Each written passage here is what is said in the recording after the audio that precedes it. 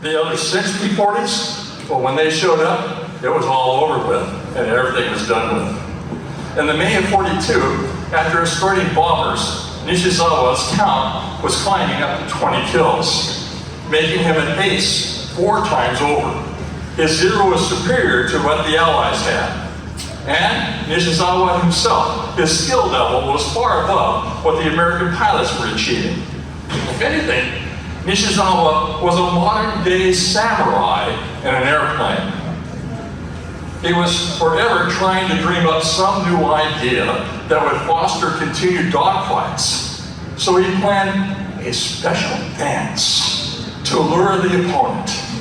He wanted to perform over Moresby Field, hoping to bait the American pilots to come up and fight.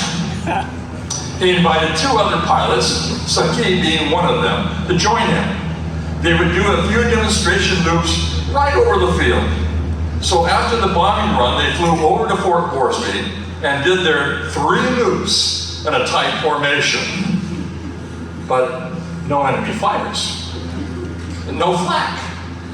So Nishizawa rocked his wings back and forth and pointed down. We're going to do this again, guys. This time we're going to do it lower. So he went down to the lower, and there the 3 fighters again made this immaculate loop. 3 more times whirling through the loops. There was still no response from the base. The 3 disappointed Japanese pilots headed home. But that night at 9 p.m., an American B-25 flashed over the Japanese field. Caught by surprise, the Japanese didn't even have time to move. In fact, they figured, where's the bombs? They're not strafing us at all. Well, instead, a little white package had been plummeted from the airplane. It was a message. The message read, to the commander, we were very much impressed with those 3 pilots who visited us today. We all liked the loops they flew over the field.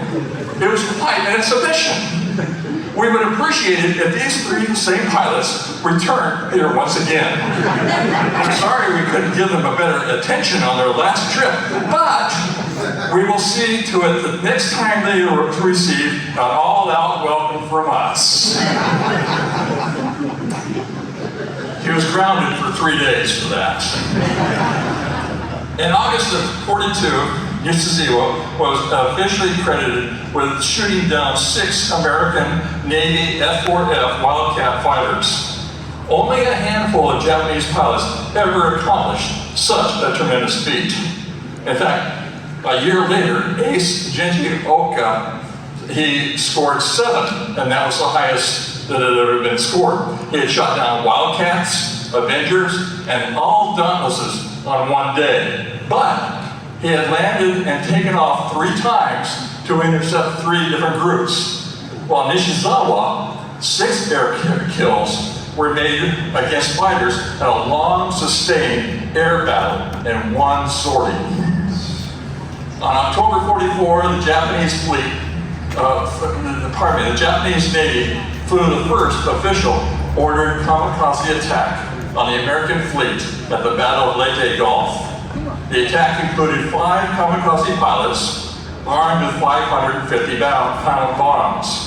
Nishizawa would fly cover for them. On the way home, he would even score 2 more victories. Now, when Americans hear the term kamikaze, suicide is what comes to mind right away. To Japan, that word is much different.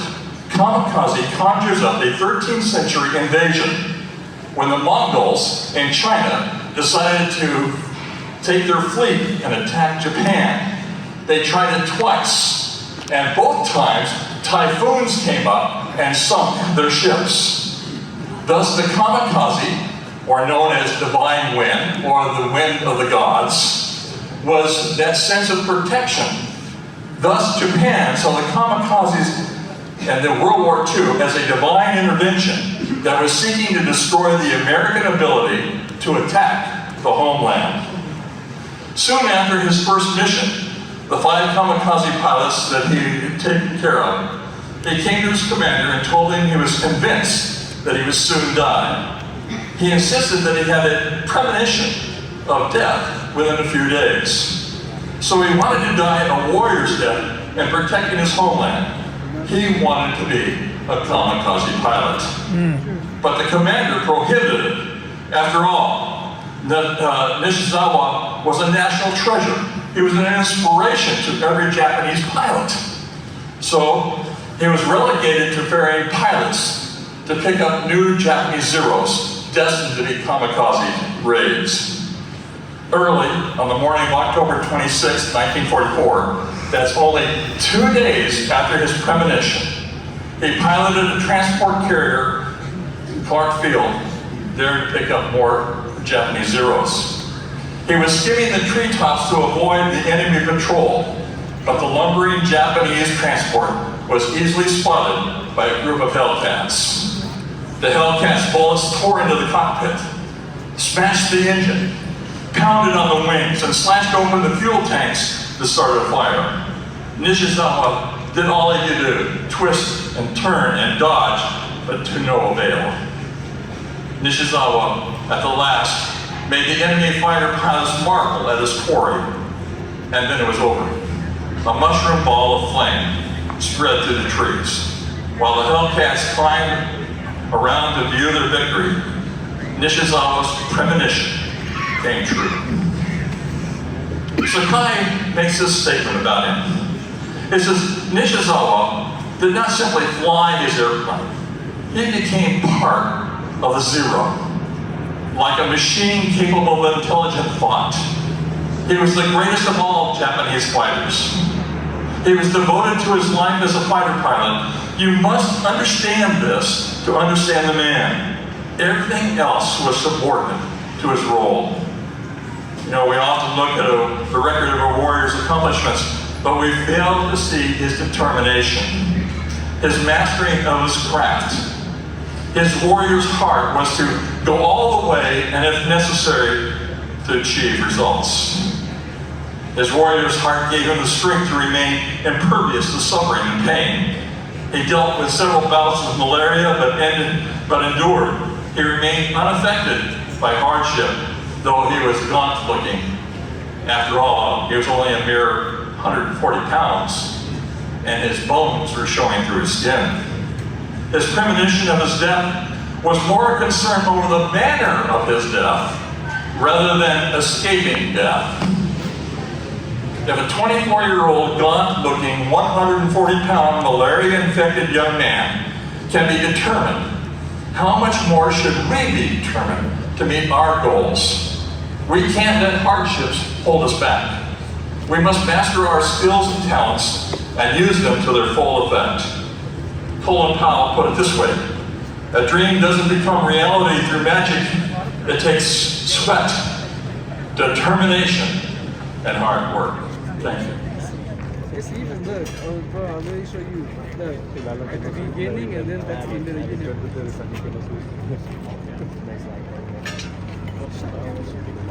Way out, guys. Way out. You can't jump the wing block. Not this one. The A6M you did, but not very far. Wing folded about that much.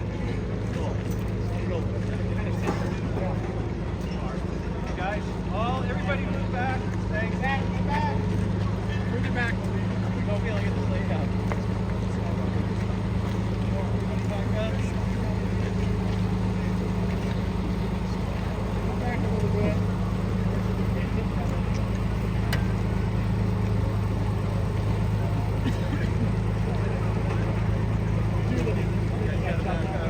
Back up, everybody.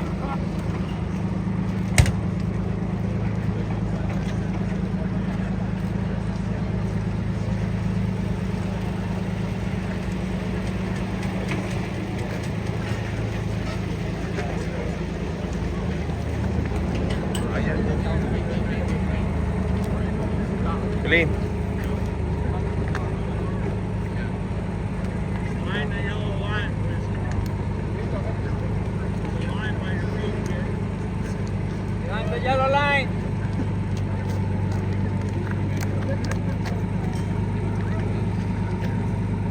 Everybody back up a little bit.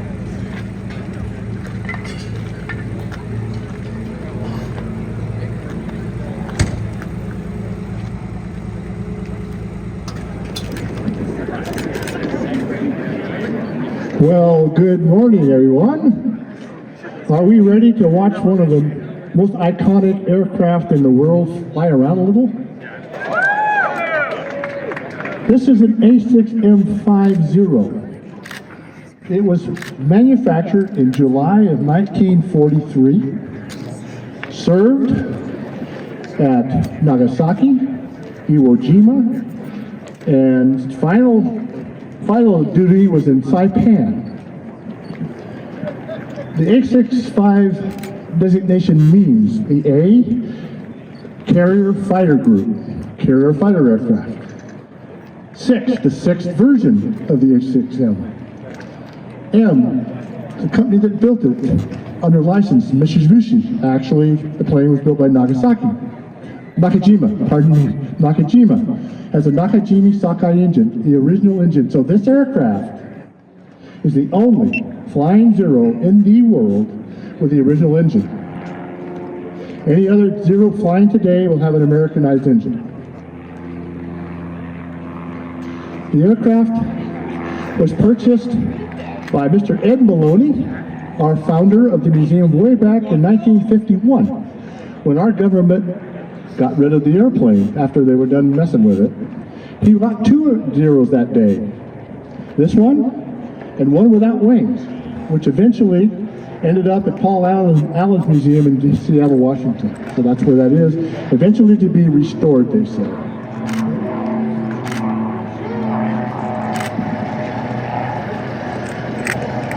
First came on duty, as I say, in 1943.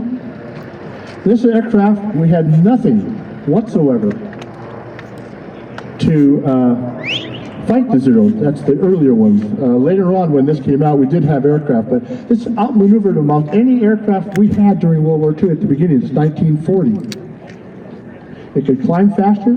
It was lighter. It could turn better. It was just outperformed our aircraft. And until an aircraft came along called an F6F Hellcat by Grumman, and a P-38, and an F-4U Corsair, this aircraft ruled the skies.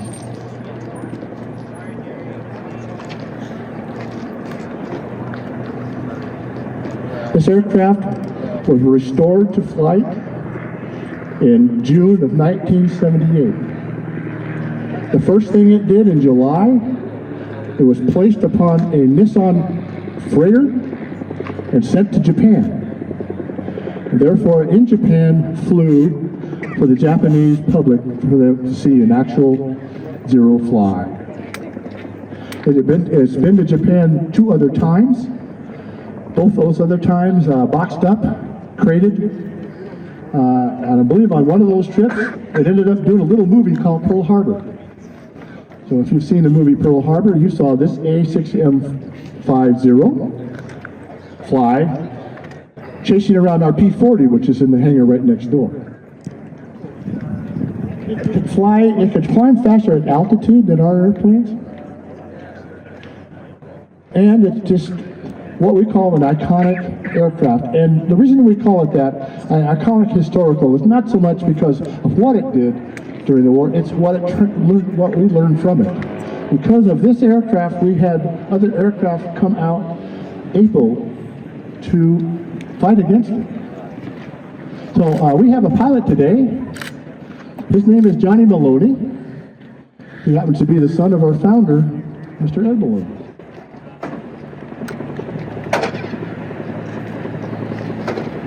Questions, anybody? No? Yes? Johnny, when he gets back and departs from the aircraft, we'll do a little Q&A today, so you'll be able to ask Johnny a little bit about the airplane and how it flies, and I got to tell you a few things about the airplane. The fuselage and whatnot is built with a very special lightweight called duralumin. It was stronger and lighter than regular aluminum, but you had to be very careful of these airplanes. If you walked over there and pushed in that big red ball on the side, you could actually dent this airplane. It's that fragile. It's a very fragile aircraft, given to what it can do. What else did it do? A couple Achilles heels for this airplane. I think it's going to get noisy.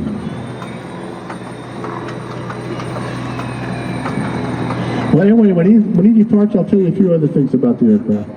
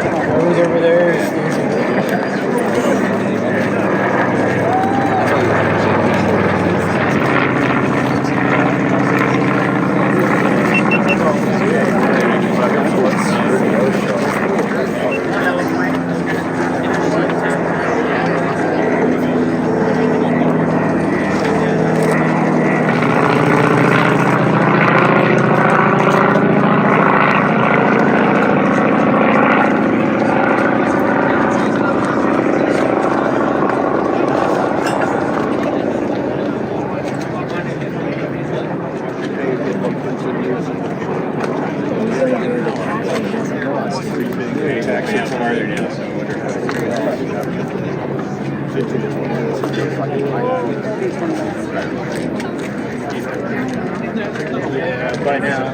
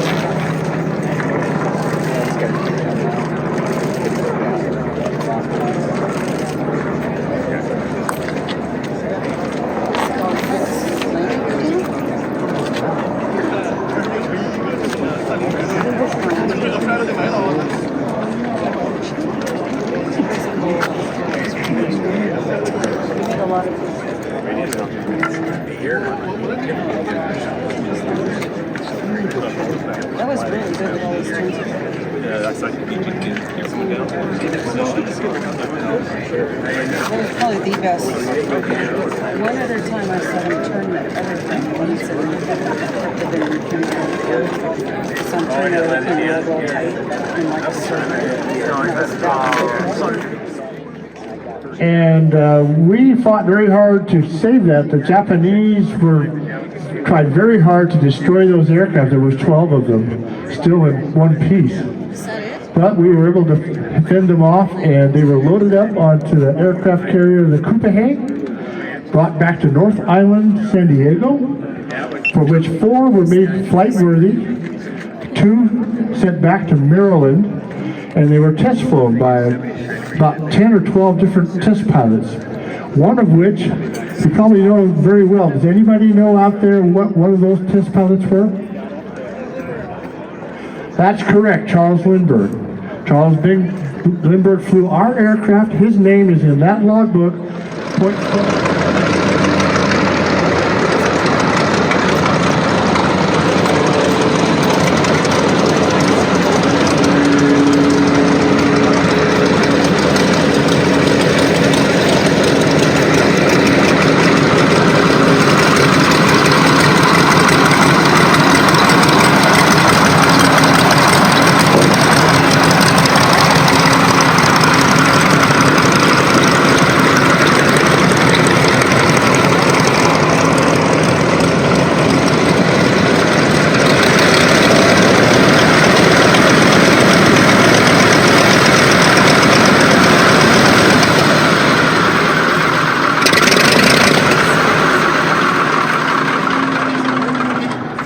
Okay, everybody, what do you think?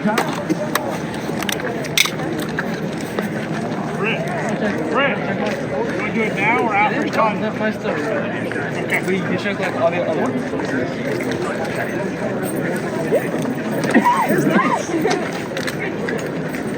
I have the same one. oh, do you? Yeah, I love it. Any questions? Yeah, so generally, it's the same for my Very difficult. We asked how is that the engine, yes, and then how hard is to get parts for it. Almost impossible. So we have a spare engine, spare cylinders. So luckily it's been pretty reliable so far. So we haven't had any issues with it. Really. It's been pretty reliable. Okay.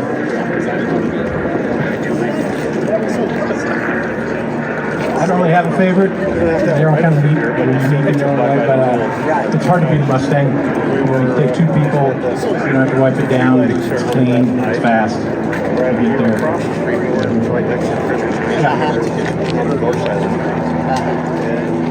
Yeah, Thrown right above us every day. Yeah.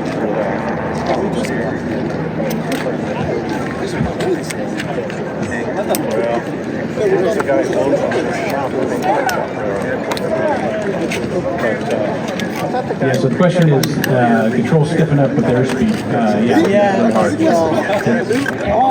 The magic number, yeah. Speed below 200 is the number. Well, this guy wasn't obeying any of the rules.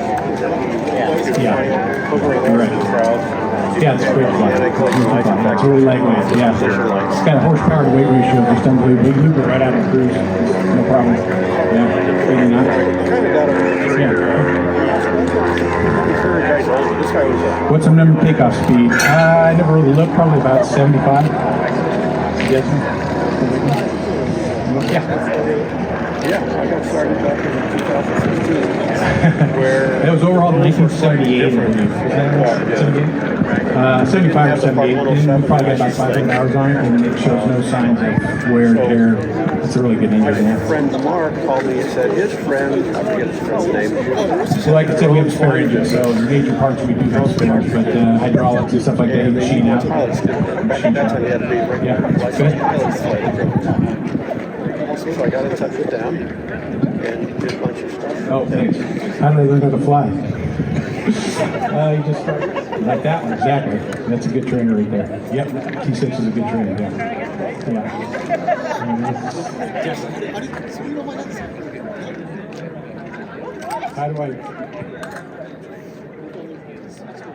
How the air traffic controller cleared me in the tower.